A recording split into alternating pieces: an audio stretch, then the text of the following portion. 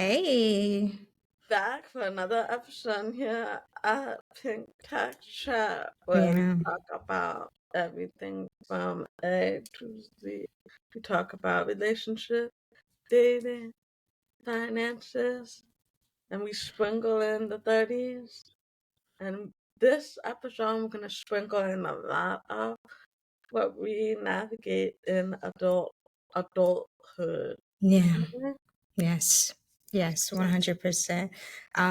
This episode will be a little bit touchy and sensitive.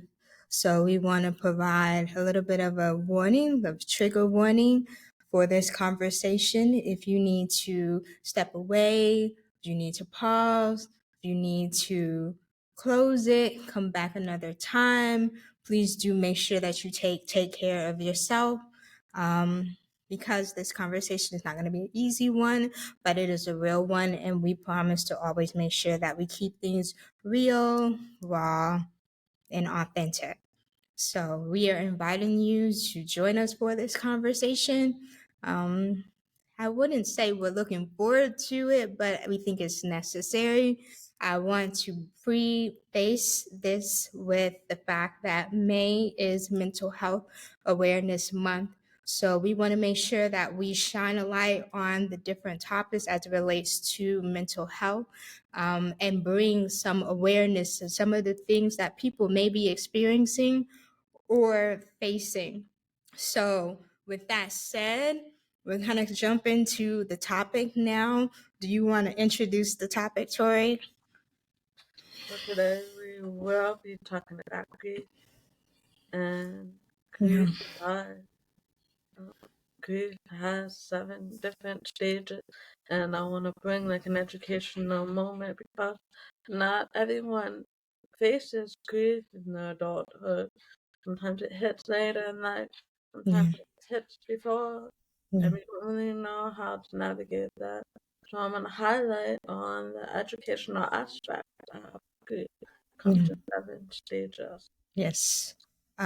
So I'll just throw them out and we'll just add a little bit of color and define them a little bit for those of you who maybe are not aware, or just like as a refresher. So the first stage of grief is shock. Um, that's where you may feel a little bit numb, or you have like disbelief. You can't believe what you heard or realized or seen. So that's typically like the first response to any kind of news of a loss. And grief, I want to add, grief is not just with death or the passing of someone. It could be the ending of a relationship. It could be the ending of a career. Grief shows up in many different ways. You can grieve the loss of anything. It doesn't necessarily have to be a person. Um, but did you want to add anything to that? The shock is really about feeling overwhelmed and like, yeah, Grief can be something that you have worked so hard for, that ambition that you had, and you reached that goal, and you're almost there, and by the time you get there, it doesn't happen. And that initial shock is just it can be paralyzing. It that can be. it's definitely paralyzing, and it's hard to navigate. Yeah. Okay. So the second stage is denial. Um, and that's where you struggle to um Kind of like reason it like happened. you're struggling with like the reality of that loss, of that situation, and you may kind of sweep under the rug your feelings and your emotions as it relates to the news. um Often you notice it kind of shows up in the Latino and people of color community were like, fine, fine, fine, fine, fine, fine, fine. It's like, it's fine, fine, fine, fine, fine, fine, fine. Really, yeah. really not Yeah. fine. Yeah. That's a really valid point. Oftentimes, people will deny or they will downplay their feelings and their reaction to a situation or a loss. So, like you said, I'm fine, I'm okay, I'm good, it's whatever. Um, but you're not, and Yeah. it's okay. I want to make sure that I emphasize it's okay to not be okay. It's okay to feel however you're feeling. It's okay to recognize whatever's going on inside. Even if you don't understand it completely, it's okay to just acknowledge, yeah, something's not right. I am not okay. I don't know what it means. I don't know what I'm feeling exactly. I can't define it. I can't explain it, but something's up. Mhm. So that's the second stage. The third stage is typically anger. Um, Oftentimes, you will see anger show up, especially when it comes to a loss of a person or a loved one. You will see this show up with like an anger against like a religious entity, a feeling of confusion. I don't understand why this happened. You may feel or have a lot of questions, and you're trying to rationalize why. So oftentimes you will see this in the anger stage. Yeah. Yeah. Why this happened? Why me? Why us? Why that? Yeah. Yeah. Those are really, honestly, normal questions. So, Very. and it's okay. You need to sit with it Yes. for a while. Yes. Okay? Yes. Okay. So the fourth is bargaining. And you may have thoughts of, I will do anything to take away this pain. What do you want to answer that, Tori? Yeah, like that can look different for different people. Your coping mechanism. Like, how do you cope? Some people cope with self harm.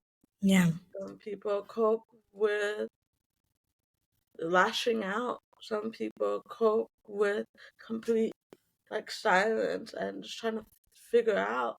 Some people just sit in the dark and they don't know what to do.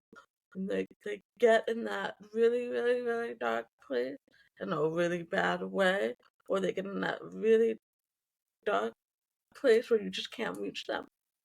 And that's Yeah. okay too. Yeah. And you touched on what is the fifth stage, and that's depression.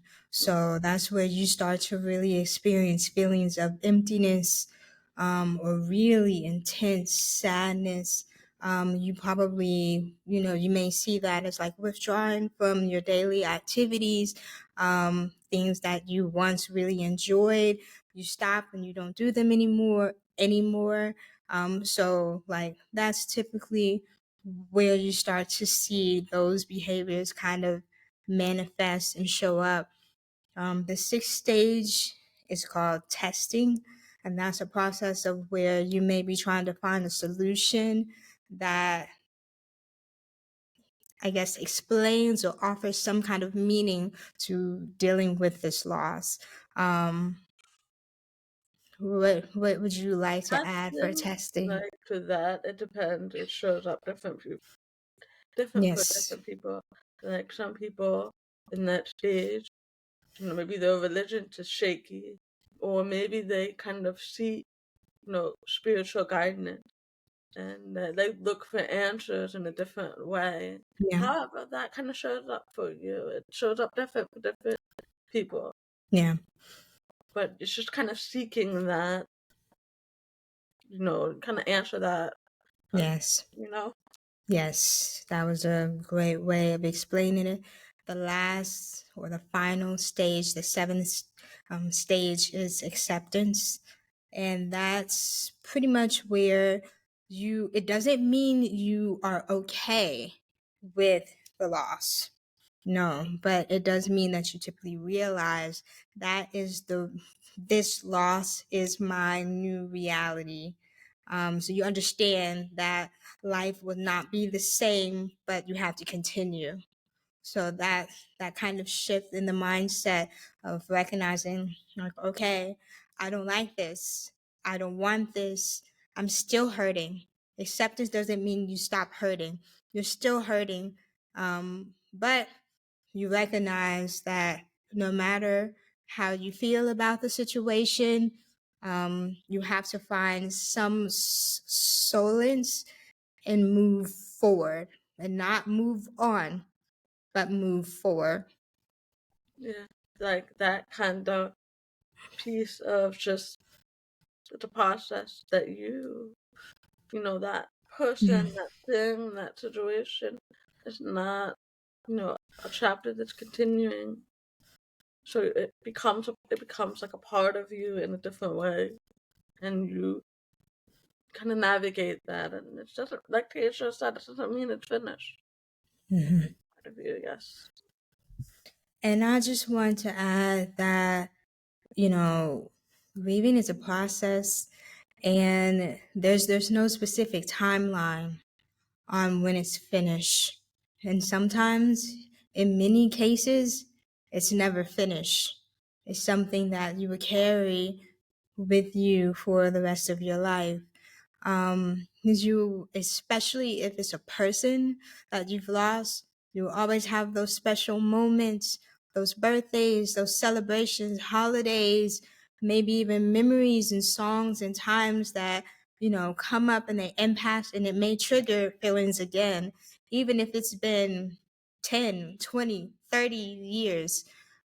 So I just want to encourage someone, if you are experiencing grief and maybe it's new, or maybe it's been a few years and you're like, when does it end? When does it get better? I do believe it will get better, but I won't lie to you and tell you that everything's gonna be okay and you're just gonna feel back to normal. That's typically not gonna be the case. You will have to find and navigate everything, and you'll get to a new normal or a new reality, if you will. I mean, I will say this one actress, she said this perfectly, and it made so much sense. And I think, that's something you don't want to make sense of, but when you experience this journey, it makes sense. And she Yeah. said, grief is a love that has no place to go. Yeah. Yeah. It's beautifully said, and it's a very heavy, because what do you do with that love? Where do you pour it? You You know? don't know, it's like you sit with the darkest parts of yourself, and you're like, okay, so how do I sit with this feeling? What do I do with this feeling? What do you do? Yeah. Yeah, you could be feeling anger. You could be feeling questioning. You could be feeling like, why? Wow. Why? Yeah.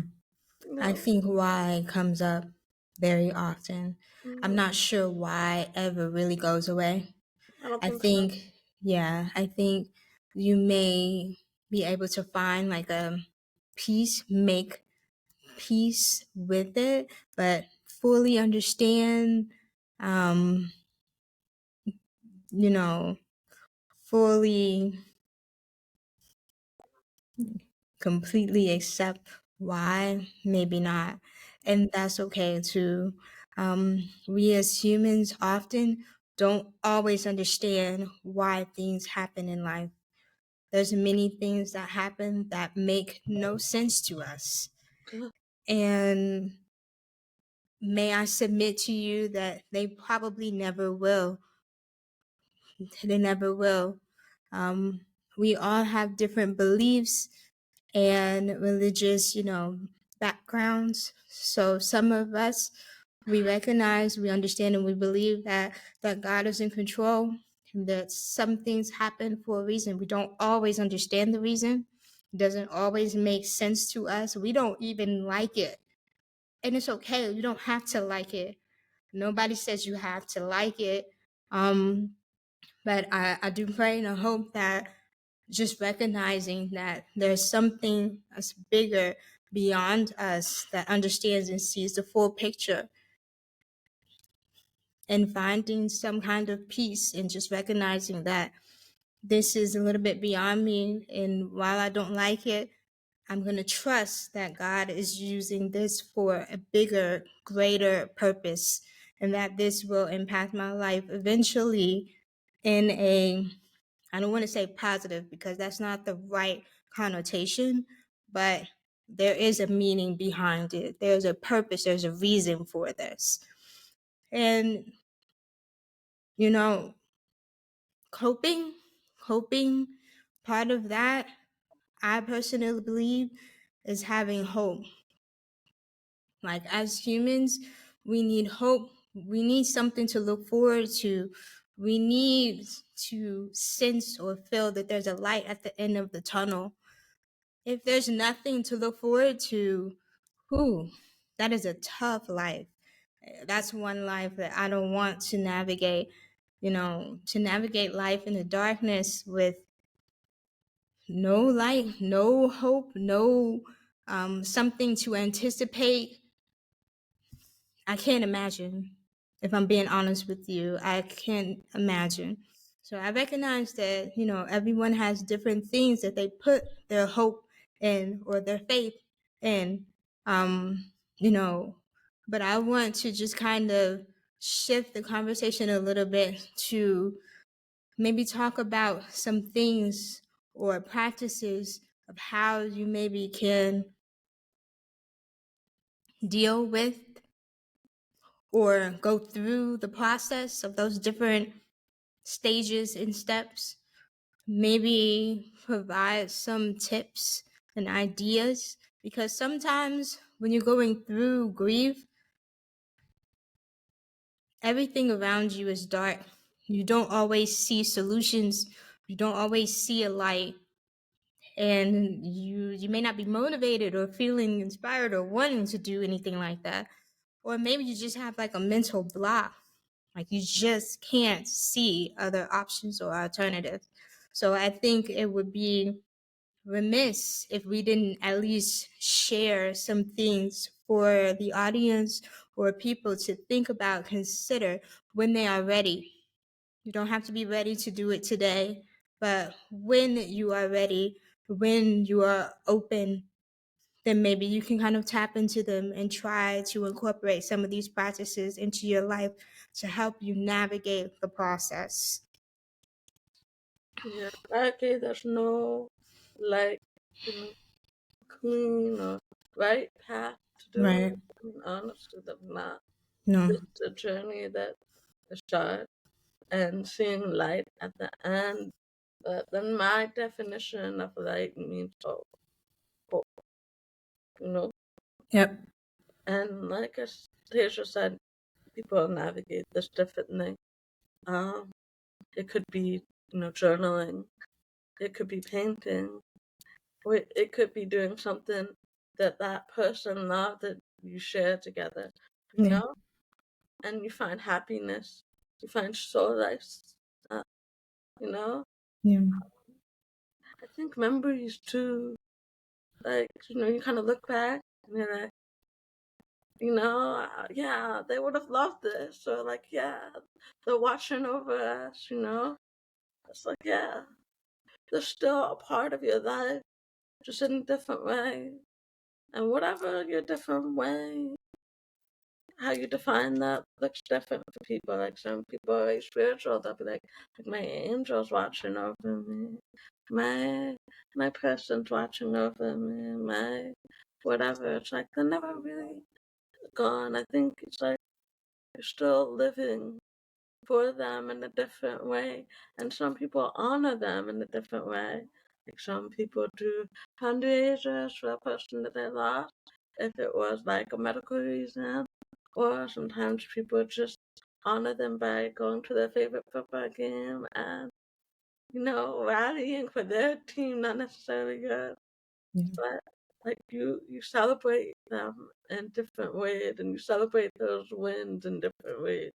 And I'm gonna be honest, like you don't get to that stage right Right away. away. Yeah. Yeah. That That takes takes time. time. Yeah. It Yeah. does, and that's Yeah. okay. I Yeah. mean, like Tisha said, like grief, it kind of shows up, and some things will kind of trigger, and it could be something so simple. It could be a memory. It could be smell. So, Oh, smell, and that I have like goosebumps. But that hurts. Like you smell something and it reminds you of that person or that thing, and it's like tears, and that like that came out of nowhere, and maybe it's already been like 2 or 3 years past, and like, why am I crying? Like, why?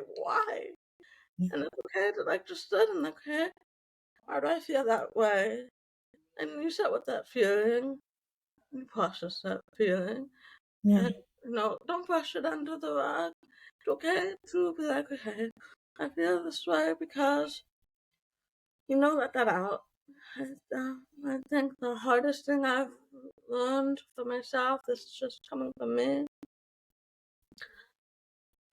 bottling up those emotions, it's not the place It's to harmful. go. Yeah. Yeah. You gotta be kind to yourself, kind to your heart. You gotta let those feelings out. Yeah. You gotta let them out. Yeah. And it's like, it's ugly. It's, but you Not gotta, enjoyable. It not, doesn't feel good. it doesn't. Um, It's not meant to. no, It's no, not. it's not. I love, all of what you said. And I just wanted to add, some things that I've seen or I've personally done. Um, I've seen people like plant trees in Huh? memoriam of that person. Um, I've seen people, like you said, celebrate. Maybe they'll go to a specific place, or they'll do something that that person really enjoy. Sometimes, like for me, sometimes I will listen to a specific song that I know that person really enjoyed or that they love. I think of them and I prepare myself mentally to feel whatever that's going to come. And sometimes it's, breaking down. And sometimes it's smiles. It's not always the same. It depends on like where you are, your heart space, where are you in that moment, typically will impact how you respond to that stimuli. But there's many different things. I pray, you know. Some people, they may use other spiritual aspects like meditation to help them kind of cope or disconnect and really just or maybe connect. Um, I'm not very well versed with meditation, but I know there's many people who are, and they find that to be very successful and helpful in just navigating their daily life. Um, I always throw out there, but it's okay to seek professional help too. There are counselors, there's grief counselors, there are groups that can support you of people that have loss, they have experienced loss. And so that kind of support is real and it feels different from someone who maybe hasn't experienced a loss. That person or that group, they can maybe connect with you on a more deeper, profound way. um, just finding a tribe that can relate to how you're feeling. And maybe your tribe, they haven't experienced a loss in that way. They can still support you. So I don't want to dismiss that either. If you have people that are around you that are, you know, covering you in love and encouraging you and uplifting you, praying for you, showing up for you, whatever that looks like. then by all means, do allow them to do that. Allow people to be there for you. And I want to emphasize that because sometimes when you're going through a grief or you're experiencing grief, you may want to have moments alone or isolate yourself. And if that's what you need to do, then that's okay to do that. But I would encourage you not to do it for too long because that's where it can become a little bit dark, and there may be other things that or other thoughts that start to show up. So I would encourage you to take some time for yourself. Be alone, but not too long. Allow the people that are around you to cover you and love on you and support you however you need them to. And maybe that just means that person sits down with you and you don't say nothing. That's okay. I agree. Sometimes just presence is impactful. Just having someone there, and nothing needs to be said. You know, of course, therapy too. There's so many different things.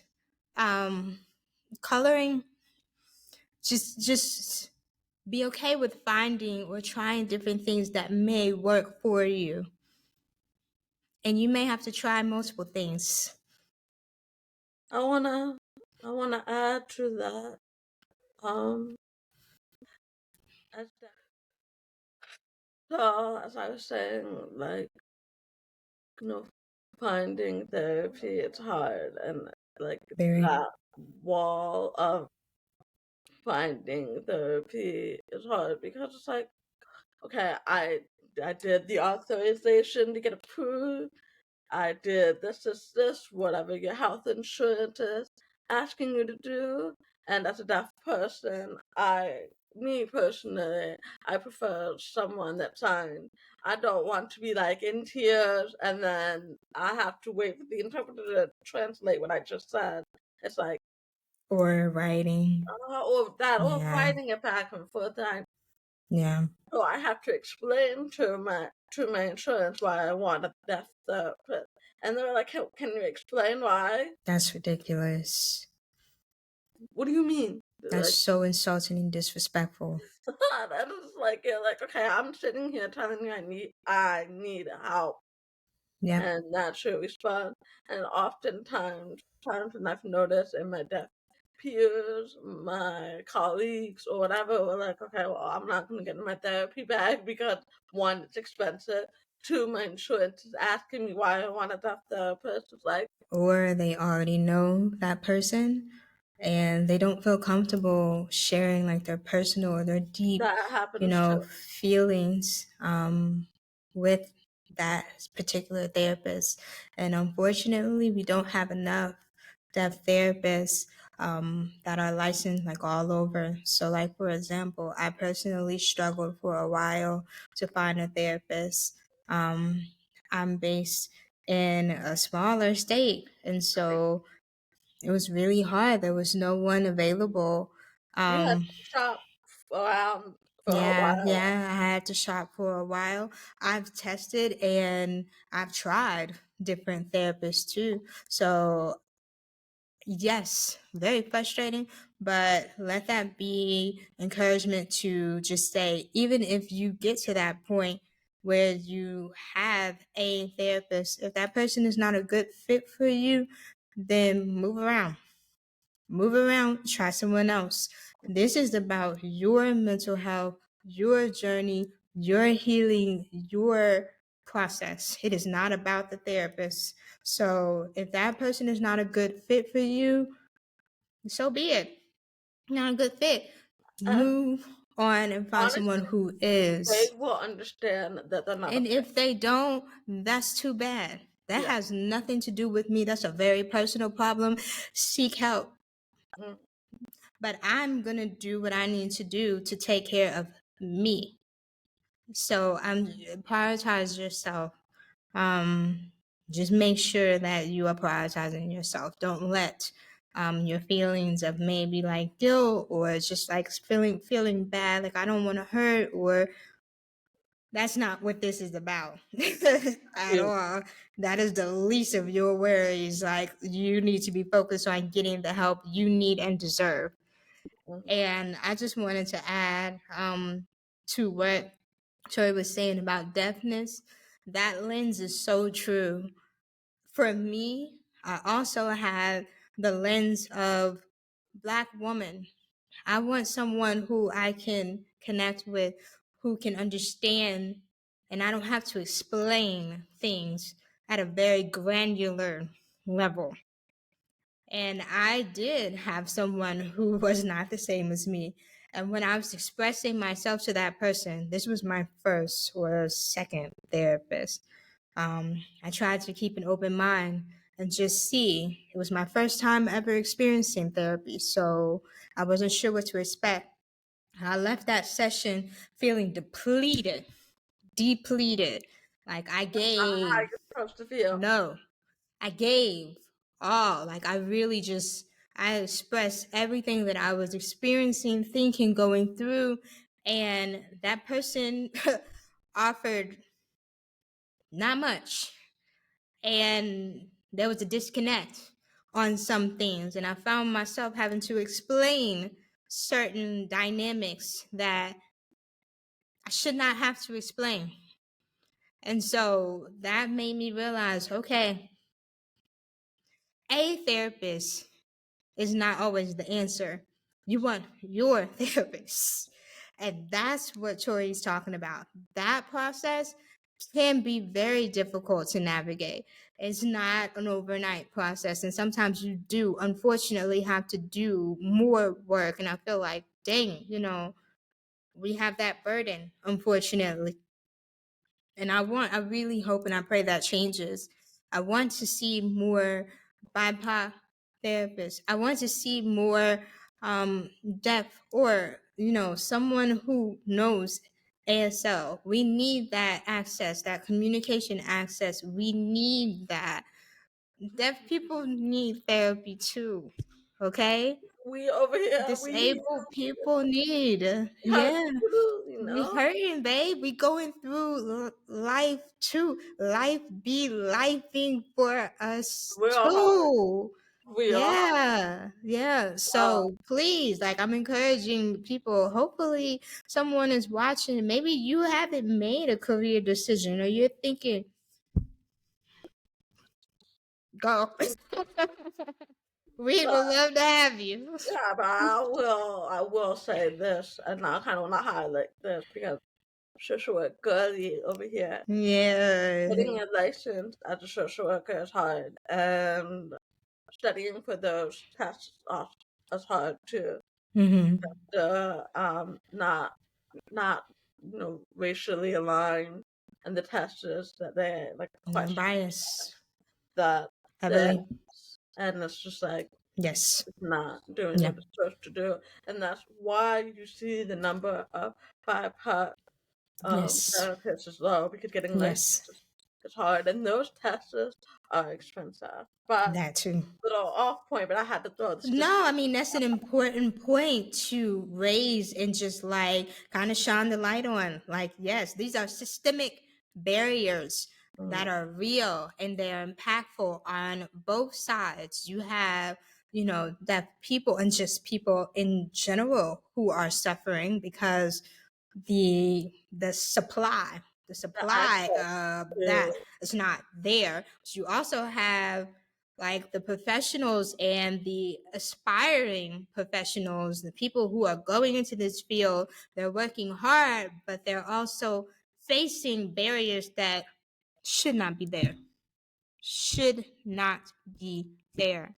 And so both parties are suffering. hurting in different ways, in different ways, and it's not fair. And No, that's what I mean. Like I was trying to find an accessible therapist, and I seriously, I need to get back to that. It's just the it's pain work. of I gotta It's work. explain why. And like you already know, you like you see my audiogram, babe. Deaf, then deaf. Like it's not going away. It's forever. And we So need education in those spaces. And in it's unfortunate, like like field, if you're in the medical field, 2024. what are we doing? What are Health we doing? health insurance companies should not, honestly, not be making us like fight Like, this why are hard. you involved? Like, just Who I want to serve me, that just should be authorize my my papers. They decision. authorize my papers. That's all you gotta do. Authorize. Right, right, right. So I want to like put out some like places that you can kind of look at. We have for deaf individuals. We have my deaf therapy. We have in that bubble they have BIPOC therapists. But understand you have to follow by state. So it's really cool. You can search the state, the matches. You can look at the therapist you want, and you can read their bio a little bit about them. So I will add that in the comment. And I will add other accessible therapists. Also, not just National Deaf Therapy. We also have my deaf therapy as well. So again, these are two that I know of. So if the audience wants to like chime in and add deaf therapists that are licensed, please do so. Please do. Tasha and I said this is a community, and we're not here to gatekeep. We gotta be helping our community, our tribe, because grief is a hard journey, Yes, and it is. You it's not don't need to do it alone. alone. That's what I was gonna You say. don't need to do it Not alone. too long. And No, as always, like I said, our DMs, they're open. they are. So I know that this episode's gonna be tricky because it's hard for me too. I had goosebumps several times in this episode. So like my posture may look okay, but I promise you, babe, this conversation's not easy. And Yeah. so, but I felt like it was necessary because in our communities, both of them, the Latin based and the deaf community, I don't see us talking about mental health Not issues enough. enough. Not And enough. And that basically, applies to Black community as well. right? It is what it is. And to be fair, it is not a conversation that is fun to have. It's not easy conversation to have, but it is necessary.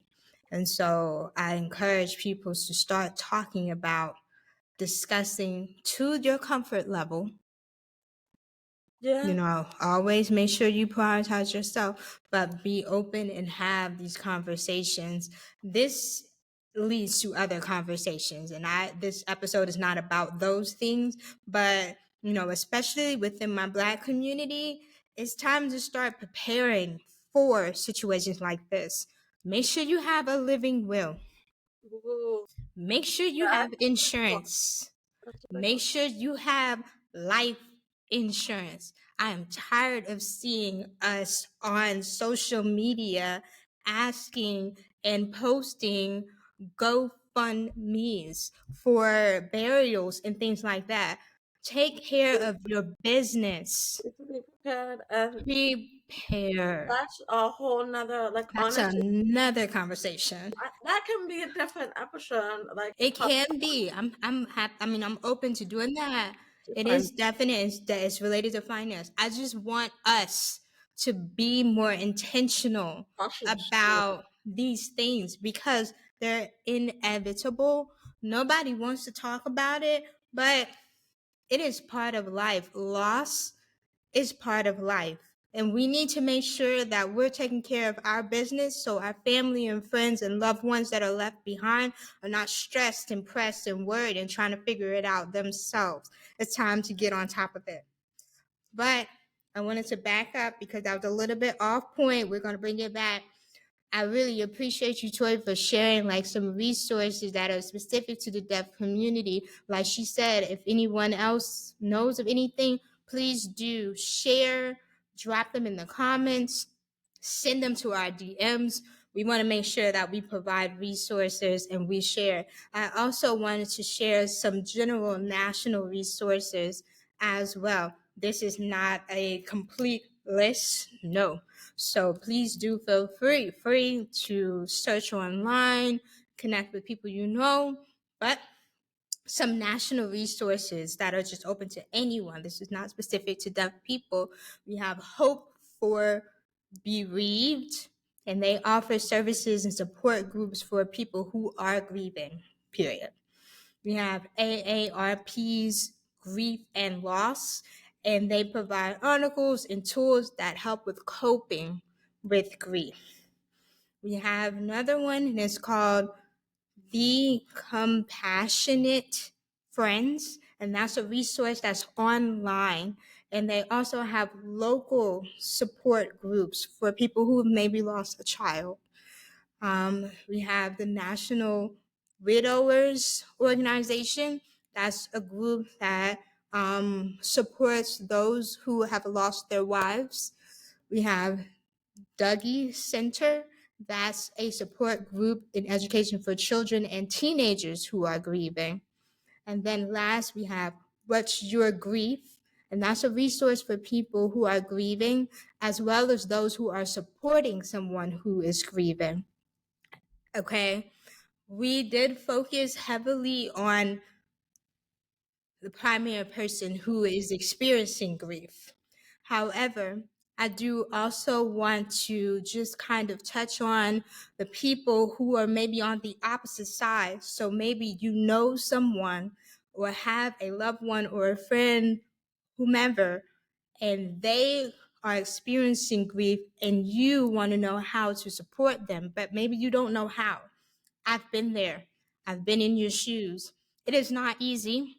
There's no right or wrong way to do it. Everyone is different, so it is individual. However, I do want to just share a few things for you to keep in mind that can maybe help you through that process. Because I recognize you may not want to ask them what they need, and they may not be at the capacity to share what they need. And so sometimes it just means you do what you can. You do what you can, all right? So the first thing I would just throw out is offer a listening ear. That's it. Remind that person that you're available, you're here to listen if and whenever they want to talk. That's it. Allow them to speak, allow them to share their memories, their feelings, their emotions. Just be there for them. And like I mentioned earlier, maybe that means just sitting there with them. You don't need to say nothing. Maybe it just means y'all sit together. That sometimes it's enough. I Sometimes that's want to add, enough. I want to add to Yeah. right now. I don't know the exact website, but I can add it in the comment. Mm-hmm. I have website to do meal trains, so you can, Ooh. yeah, Yes. the friend set up, I love that. yeah, set up the meal train, so they don't have to do the work, but you can, as a Yeah. friend, set up the meal train. Because sometimes, as we mentioned in this episode, it's hard to get out of bed. It's hard Yes. to Do do daily things. things like take a Yeah. shower. It's hard. Yes. Yes. So if you That's set up, real. yeah, That's but real. you set up the meal train for them, and they don't have to worry about that. Yes. And sometimes these people are like families, and they're creeping, and they still gotta feed their kids, and they just can't get out of bed and feed their kids. But you set up the meal train Yeah. as a You friend, never know how impactful that can be it can. and how much that person really appreciates that. And sometimes when you're going through something, you don't know what you need. You can't verbalize what you need. Like it's not at the top of Feel lost. mind. You don't know. And so I love that you said that because I wanted to also just say, like, find practical ways to help. So like she said, maybe the meal trains or preparing the meals, maybe running little errands and just like finishing those little things for them so they don't have to worry about it. Maybe helping with childcare if that's something that person Folding needs. laundry, washing the dishes, Help those help are looks like things. many different things, okay? It looks like many different things. And trust me, I'm sure that person would appreciate it. Even if they're not able to verbalize or express it in that moment or that time, I'm sure they will appreciate whatever help that you're willing to offer. And the last thing I would say is just make sure that you assure assure them that their feelings are valid. whatever they may be feeling.